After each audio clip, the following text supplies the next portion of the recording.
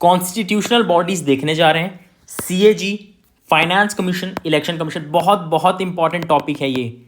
B R Ambedkar जी ने CAG के office को बोला है, it is probably the most important office in constitution of India. CAG, controller and auditor general.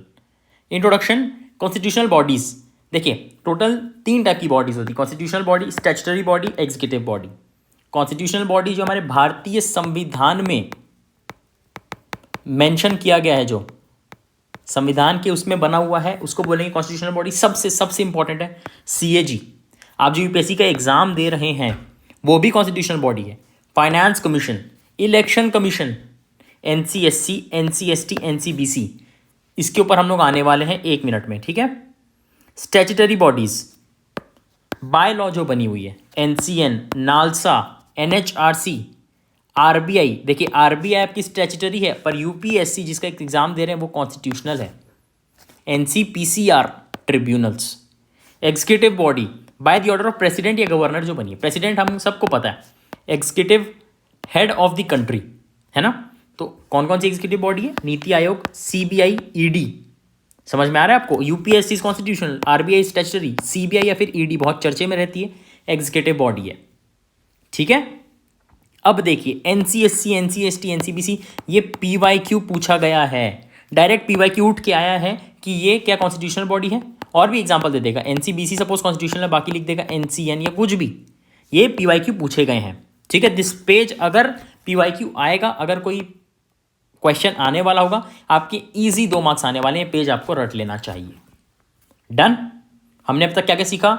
3 type की bodies हैं, कैसे बनती है constitutional law, order of president, governor. CAG according to B R Ambedkar ji is the most important office of the India. चलिए, comptroller and auditor general, अभी होता क्या है, ठीक है, क्या फंक्शनिंग है, क्यों इसको सबसे ज्यादा इंपॉर्टेंट बोला जाता है, डिटेल में देखने जा रहे हैं। Constitution has provided for CAG as the supreme audit institution of the country. समझ में आ रहा है?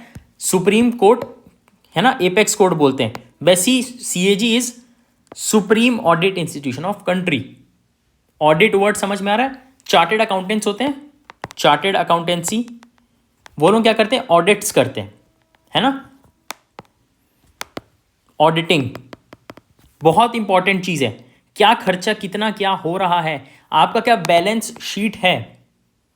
आप कोई कार लेने जाते हो तो उसमें आपका क्या इंश्योरेंस लगता है, सिविल स्कोर देखते हैं, बहुत दुनिया भर की तरीके देखते हैं। ये इंडिया का ऑडिट देखते हैं, आप समझ सकते हैं। The constitution is provided for the CAG as supreme audit institution of the country. CAG has been called as single most important institution in constitution by Dr. B.R. Ambedkar जी। समझ में आ रहा है importance? This is so because the CAG plays the role of guardian of public purse by holding government accountable for its financial decisions. अब समझ में आया CAG काम क्या करता है? It holds government accountable for its financial decisions. Guardian of public purse. Auditing का मतलब ही वही होता है। As a comptroller, CAG scrutinizes the correctness of payments made by the government before their actual release by government accounts. समझ में आ रहा है? CAG scrutinizes the correctness of payments made by government before their actual release by government accounts. Government जब किसी चीज़ में payment कर रही है ना, कोई स्कीम में, है ना, आपने कभी बैंक अकाउंट से पेमेंट किया? आपने कभी bank account to bank account payment किया है? यूपीआई सब करते हैं, है ना, स्कैन द क्यूआर। पर क्या आपने एकदम ऑर्थोडॉक्स एनईएफटी जिसको बोलते हैं, आरटीजीएस आपने किया है? उसमें अगर आप किसी के अकाउंट में पेमेंट कर रहे हैं ना, तो उसमें 2 बार पूछते हैं, account number, reverify account number. ये काम सीएजी कर रहे हैं पूरे इंडिया के लिए। It also prepares the account after making such payments. As an auditor, CAG audits the accounts of government after expenditure are completed. As an institution, CAG has been present in India since 1858. Its name and its duties have kept changing with time. Constitutional provisions of CAG. Article 148 provides that there shall be a CAG of India appointed by President. कौन appoint कर रहा है? President कर रहा है, ठीक है। The Parliament is empowered to provide for terms and conditions of service of CAG by law.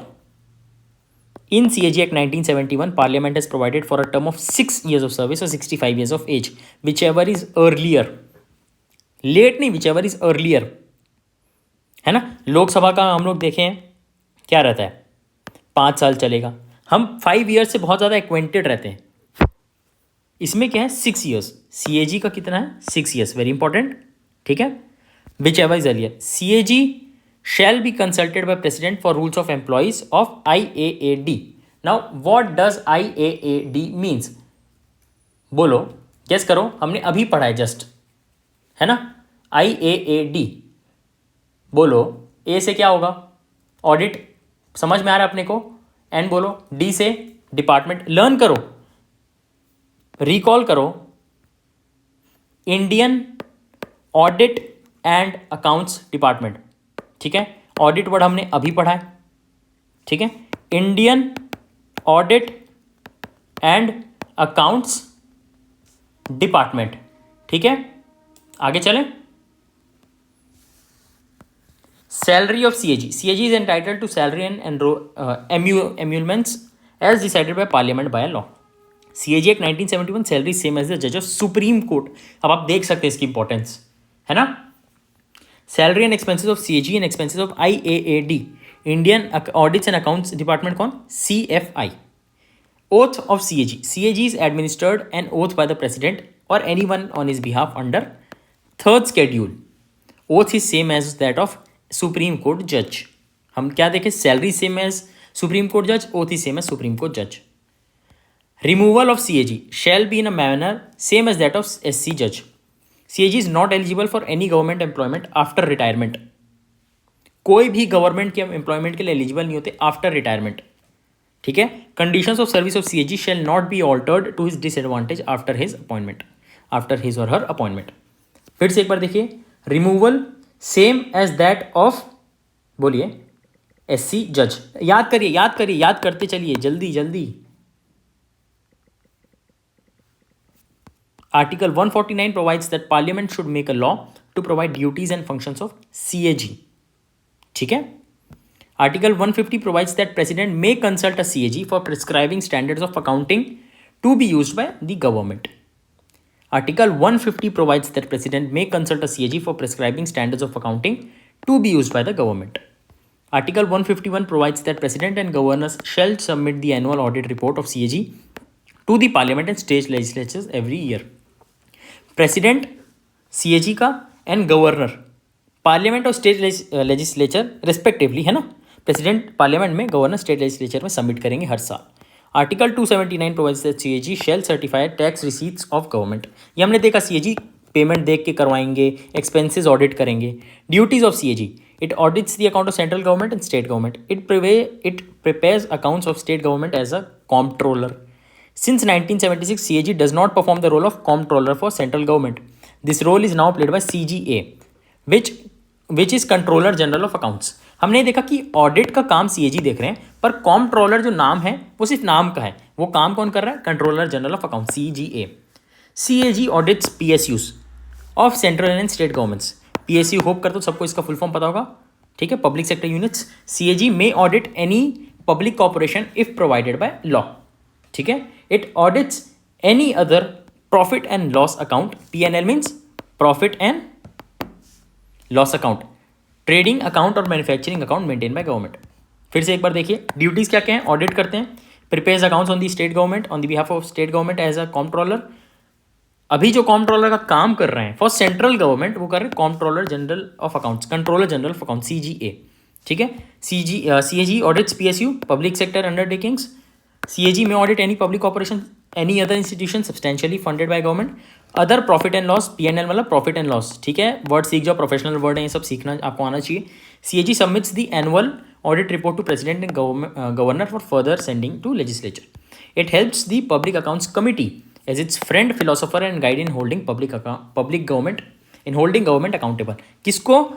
CAG helps public accounts committee, PAC, public accounts committee as its friend, philosopher and guide. Types of audit: regulatory audit, performance audit, financial audit, proprietary audit. Regulatory audit या फिर compliance audit. In this audit, CAG looks for compliance with rules and regulations governing public expenditures. Performance audit. In this audit, CAG looks for performance of government expenditures in terms of its outputs and outcomes. ठीक है. Financial audit. In this audit, CAG audits any commercial activity performed by the government like scrutiny of balance sheets, P&L statements. Proprietary audit. In this audit, CAG may question policy of government itself. Issues क्या क्या आ रहे हैं CAG को? Appointment is done by president without any involvement of legislature or judiciary in process. तो इसका suggestion क्या है? Way forward लिखना रहता है ना. आप IAS बनने वाले हैं, आप प्रॉब्लम सॉल्व करेंगे विलेजेस की. रूरल एरिया में अगर आप प्लेस हुए है ना, हमारे रूरल एरिया ज़्यादा अर्बन से, तो मान के चलते आप रूरल में प्लेस हुए. अगर आप ऑप्टिमिस्टिक एटीट्यूड आपका नहीं रहेगा, अगर आप पॉजिटिव नहीं सोचोगे तो प्रॉब्लम सॉल्व ही नहीं कर पाओगे. Example, CAG Mr. Vinod Rai has suggested that the appointment should be done on the recommendation of a committee comprising of Prime Minister, Chief Justice of India and Leader of Opposition Lok Sabha. Qualification of CAG have not been provided. CAG audit generally lags behind the government expenditure by a few years, making audit less effective. यानी कि CAG की audit भी lagging है. जैसे cases बहुत सारे pending है, वैसे CAG की ऑडिट भी बाय फ्यू ईयर्स बहुत ज़्यादा है. Suggestion: Second ARC has recommended to strengthen internal audit within the government department to make CAG audit more effective. Second ARC की report. CAG does not have punitive powers to take action against those government departments which do not cooperate in audit. जो government के department cooperate नहीं कर रही audit करने में, उनके पास कोई ऐसी पावर्स नहीं है एक्सप्लिसिटली कि हाँ पे उनके अगेंस्ट एक्शन ले लो, है ना. CAG report is often delayed in submitting to other state legislatures.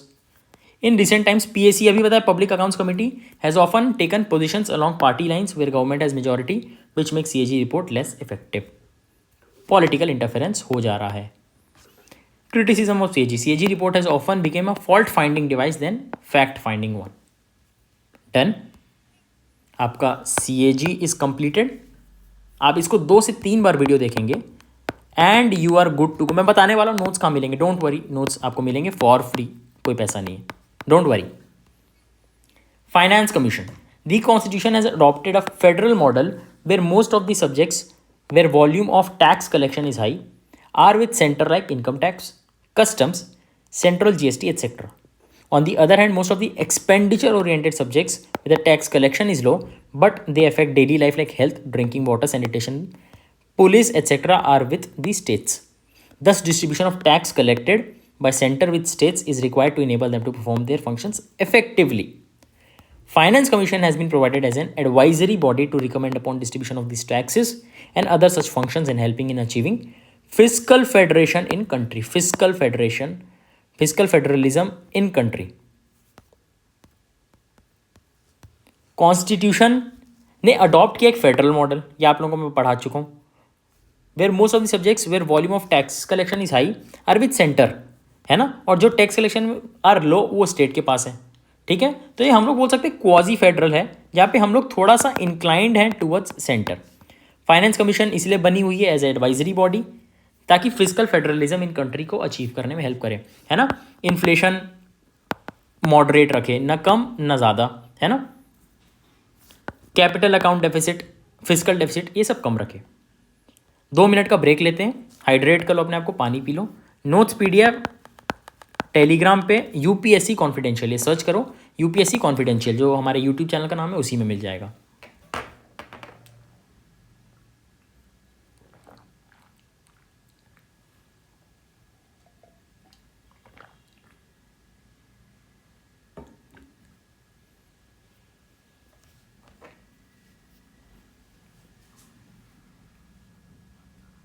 चलिए स्टार्ट करते हैं.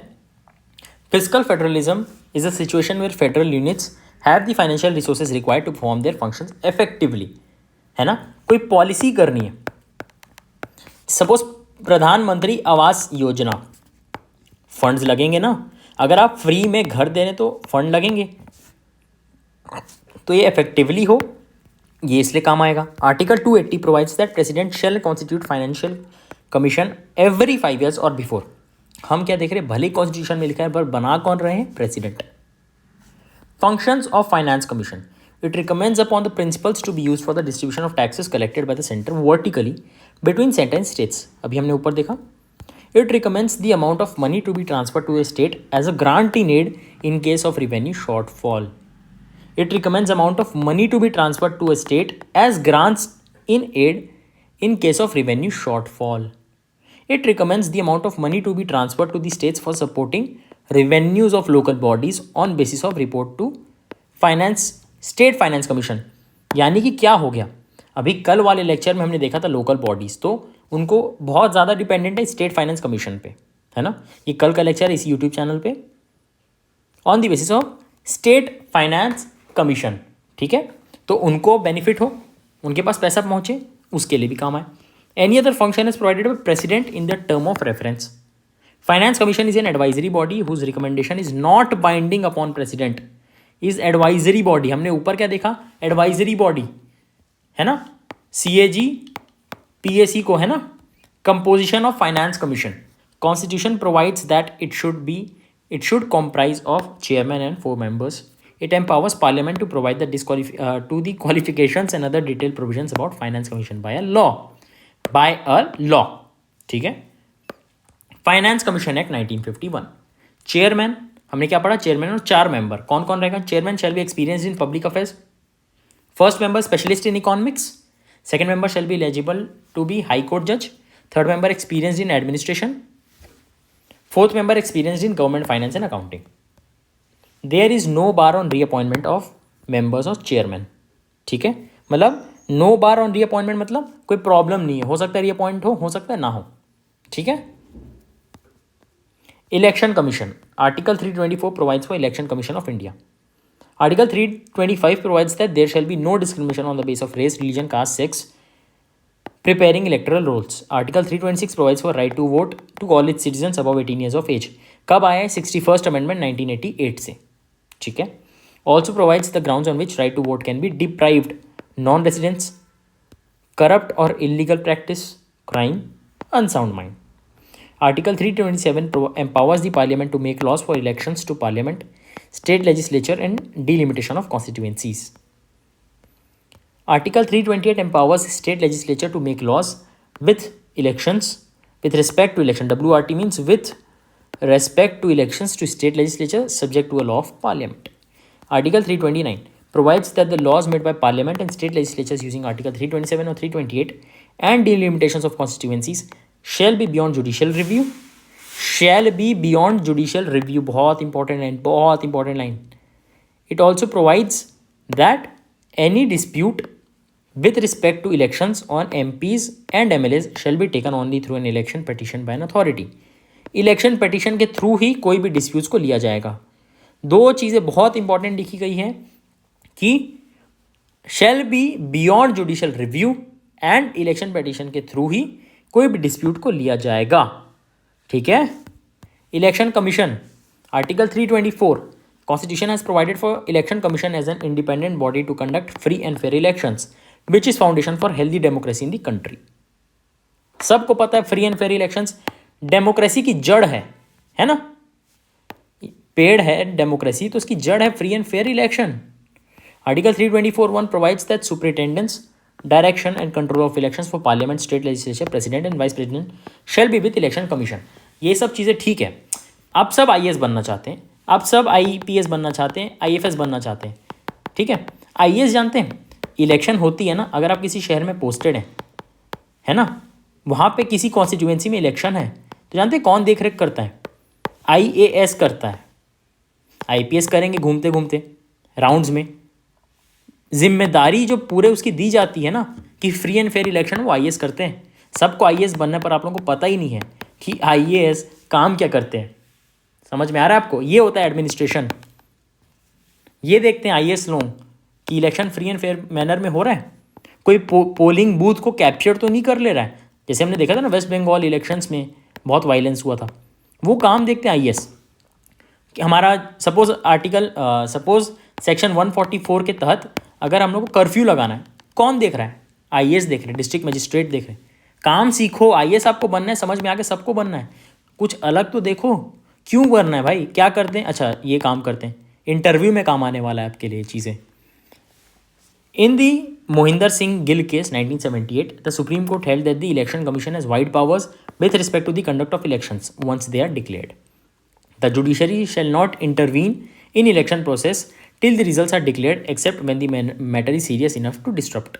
It also held that Article 324(1) is reservoir of powers for election commission with respect to conduct of elections once they are declared. अब देखो बहुत important, Article 324(1) is reservoir of powers बहुत important.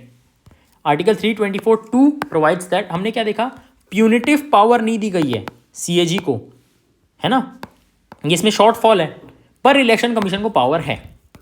Article 324(2) provides that the election commission shall comprise of chief election commissioner and such other election commissioners as president may fix.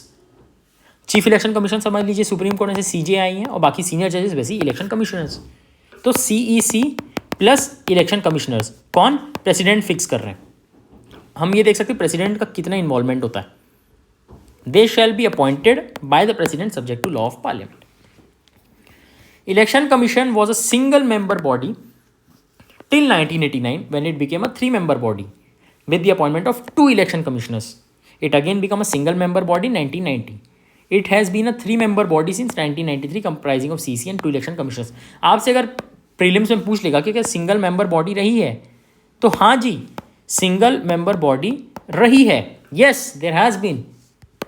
Article 324(3) provides that CEC shall act as chairman in case other election commissioners are appointed. Article 324(4) provides that President may appoint regional commissioners in consultation with CC before elections for Parliament and state legislatures. ठीक है। Article 5 empowers Parliament to provide for terms and conditions for service of CC and other election commissioners by law. Parliament in Election Commission Act 1971 has provided for a term of either 6 years of service or 65 years of age, whichever is earlier. इसमें भी word क्या आ रहा है, earlier. 6 years हमने CAG में भी देखा, 6 years इसमें भी देख रहे हैं, 65 years of age इसमें भी देख रहे हैं, whichever is earlier. ठीक है। This act provides that election commissioners and chief election commissioner shall have some powers in terms of functioning. Shall have same powers. CC does not have veto power in case of difference of opinion. Suppose CC हैं और 2 election commissioner हैं, अगर तीनों के बीच कुछ भी बात में डिस्प्यूट हो गया तो ऐसा नहीं कि सीसी को वीटो है कि इनकी वोट का ज़्यादा पावर है, नहीं, सबका इक्वल है। This clause also provide that the conditions of service of CC shall not be alter to its disadvantage after appointment. Same चीज़ हमने सीएजी में भी पढ़ा। It also provides that CC shall be removed only in manner same as SC जज। CAG में भी हमने देखा। The other election commissioners and regional commissioners may be removed by president only on recommendation of CEC. इसमें हम देख रहे हैं कि सीसी की पावर है। Note, not written election commissioner salary to be charged upon CFI. Election commission to be dependent on government. Article 324(6) provides that president and governors shall provide election commission with officers and staff for conduct of elections as required. ठीक है, president एवं governor election commission को help करने वाले with officers and staff for conduct of elections as required. अब सबको पता है हजारों करोड़ों का ये चीज़ होती है इलेक्शन कंडक्ट करवाना, तो ऑफिसर्स स्टाफ भी लगने वाले हैं। कौन दे रहे, president and governor. Issues with election commission, appointment of election commissioners is done by president without involvement of legislature और judiciary. Supreme court in Anoop Barnwal case 2023 latest held that appointment should be done on recommendation of committee consisting of PM, CGI and leader of opposition. Lok Sabha till the time Parliament makes a law on it. Number of election commissioners are not fixed by constitution or laws and can be altered by the president. Conditions of service of the other election commissioners are not protected by constitution. The Law Commission in its 255th report has recommended to extend some protection for the conditions of service of election commissioners as available to CEC, Chief Election Commissioners. Removal of other commissioners depend on the recommendation of CEC. हमने देखा है भले उनके पास veto power नहीं है dispute में, पर उनको हटवाने का वो तो है significant power. Law Commission has recommended that their removal should be as that of CEC. Expenses of Election Commission have not been declared as charged expenditure. Supreme Court in Anup Baranwal case 2023 has suggested to declare expenses as charged. Election Commission does not have a permanent secretariat of its own and depends upon government for its employee. अब देखिए election आ रही है, ठीक है, party जो power में है उनके ऊपर डिपेंडेंट है इलेक्शन कमीशन, है ना, ये चीज़ है। Supreme court in Anoop Barnwal case 2023 has suggested that the election commission should be provided with its permanent secretariat. आपका कॉन्स्टिट्यूशनल बॉडीज डन। अब जो सीरियस स्टूडेंट्स हैं, सीरियस कैंडिडेट जो एग्जाम लिखने वाले हैं, वो मेरे साथ बने रहें। You are watching this on YouTube and you are saying amazing lecture. ऐसा यूट्यूब में कहीं नहीं देखा। पर आपको एक चीज़ पता है, सीक्रेट बैच में ना जादू देखते हैं लोग। आपको मैं बैच डेमो दे रहा हूँ फॉर फ्री। सुनो मेरी बात। प्रीएम्बल प्रेसिडेंट की बात करते, लेक्चर 10 में पढ़ाया वो मैं। Inside Antima batch, president of India, part 5 में है article 52 to 58। President is head of state, first citizen of India. ये है अंतिमा बैच के नोट्स, सीक्रेट बैच के notes. Elections not directly elected by people, that means indirectly elected, है ना। Not directly elected means indirect election हो रहे हैं president के। इलेक्टरल कॉलेज में कौन कौन है? Elected members of Lok Sabha and Rajya Sabha, elected members of state assembly, elected members of legislative assembly of Delhi and Puducherry. Legislative council नहीं है, नॉमिनेटेड मेंबर नहीं है। क्यों? नॉमिनेट कौन कर रहा है? प्रेसिडेंट कर रहे हैं। तो अगर इलेक्शन में, एक बात बताऊं, अगर आपको यूपीएससी कॉन्फिडेंशियल हेल्प कर रही है प्रीलिम्स निकलवाने में, तो आप इसी को वोट करेंगे ना। ये तो बायस्ड हो गया। तो वैसे ही कैसे होता है इलेक्शन? प्रोपोर्शनल रिप्रेजेंटेशन से। कैसे? 3 लोग खड़े हो रहे हैं, पहला बार जब हुआ तब सी को सबसे लीस्ट वोटिंग आई तो इसको काट देंगे, फिर से इलेक्शन होगा, सेकेंड इटरेशन। ए और बी में बी को लीस्ट आया तो ए बनेंगे, ठीक है। Eligibility of president, citizen of India, 35 years of age, qualified to become an MP of Lok Sabha president के केस में। Rajya Sabha in case of vice president, shouldn't hold any office of profit. Oath किसके presence में? CJI, chief justice of India, या फिर senior most जज। Impeachment, resignation to vice president, article 61 में लिखा है इंपीचमेंट। या तो लोकसभा में स्टार्ट होगा या राज्यसभा में, कहीं पे भी 14 दिन पहले प्रेसिडेंट को बताना पड़ेगा। लोकसभा और राज्यसभा साइंड बाय 1/4 किसी में भी, फिर पास होगा दूसरे हाउस में, पार्लियामेंट के 2/3 उसमें पास होना पड़ेगा, then send to other house. Nominated member can participate. अब देखो, इलेक्टरल कॉलेज में नॉमिनेटेड मेंबर नहीं है पर इंपीचमेंट में है, इसमें एमएलएज अलाउड नहीं है। पर प्रेसिडेंट की powers, all executive functions in the name of president, nominates 12 members in Rajya Sabha, present reports to CAG, present report of CAG to parliament. अब क्वेश्चंस पे आते हैं। आपने अब तक सपोज मान चलते एक भी पीवाईक्यू नहीं लगाया, अब आप लगाओगे 10 पीवाईक्यूज, देखते चलो। Prelims 1996, which one of the following is a part of electoral college for president but not in the form of is impeachment. हमने क्या देखा? इम्पीचमेंट में एमएलएज नहीं है। Lok Sabha, Rajya Sabha, state legislative council, state legislative assembly नहीं है। CDS 2023 लेटेस्ट क्वेश्चन आ गया अब। विच of the following statements about election is not correct? Not a union minister shall not be eligible for election of president. President is elected bye elected MPC, हमने देखा है। Electoral college does not include elected members of legislative council, हमने ये देखा है। System of proportional representation में ये तो होता ही है। तो union minister shall not be eligible, नहीं होते हैं, they are eligible. CIPF 2014, impeachment procedure is a quasi-judicial procedure by President of India and can be impeached only on the grounds of violation of Constitution। बिल्कुल सही बात है। Impeachment procedure can be initiated in either house of parliament, हमने देखा है, लोकसभा में भी हो सकता है, राज्यसभा में भी हो सकता है।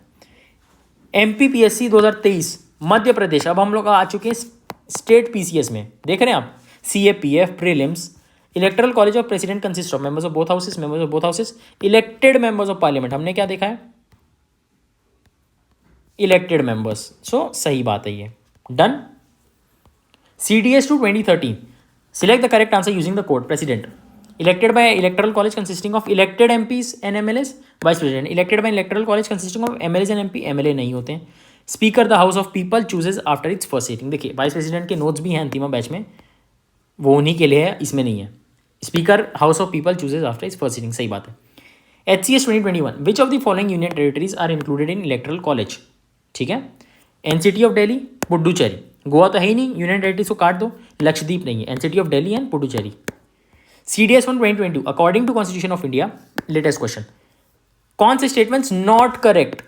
The executive powers of union shall be vested with president, सही बात है। Parliament by law can confer functions on authorities other than president of India, सही बात है। President of India is elected by electoral college consisting of all members, all नहीं है, elected है, तो ये रॉन्ग हो गया, not correct. CAPF 2021, the electoral college for electing president of does not include किया ऑल मेंबर्स, क्योंकि इलेक्टेड होते हैं ना। इतने सारे क्वेश्चन हैं। These notes are specially made to fetch you marks, these notes are very specially made to help you clear prelims. कोई serious बच्चा है, you should get inside right now. Antima batch का प्राइस है 5000 rupees, first link in the description. मैं आपको GS के subject पढ़ाने वाला हूँ, हैंड रिटन नोट्स, जैसे आपने देखा। हम सिलेबस पढ़ेंगे, फिर PYQs, मतलब समझ के चलिए अप्रॉक्सीमेटली 200 PYQs होंगे पर सब्जेक्ट, और बुक कहीं कहीं अगर लगेगी तो सुपर फास्ट रिविजन होने वाला है आपका। Batch validity is 1 year after enrolment, you can watch unlimited time till validity. ठीक है, all the best first link in the description.